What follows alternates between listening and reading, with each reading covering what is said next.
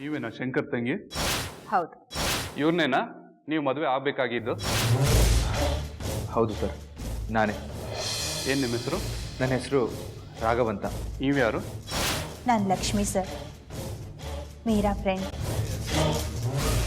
ರಾಘವ್ ಹೆಂಡತಿ. ವಾಟ್? ನೀವು ಇವ್ರ ಹೆಂಡ್ತಿನಾ? ಹಾಗಾದ್ರೆ ಇವರಿಬ್ಬರಿಗೂ ಇದು ಎರಡನೇ ಮದುವೆನಾ?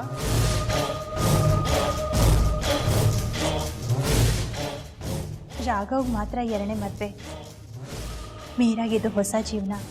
ನಿಮ್ಮ ಮಾತು ನನಗೆ ಅರ್ಥ ಆಗ್ತಿಲ್ಲ. ಇಷ್ಟು ವರ್ಷ ಆದರೂ ನೀವ್ಯಾಕೆ ಮದುವೆ ಆಗಿಲ್ಲ?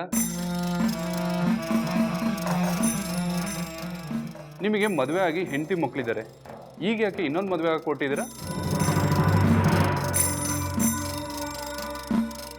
ಸರ್, ಮೀರಾ ರಾಘವ್ನ 16 ವರ್ಷದಿಂದ ಪ್ರೀತಿಸ್ತಾ ಇದ್ದು.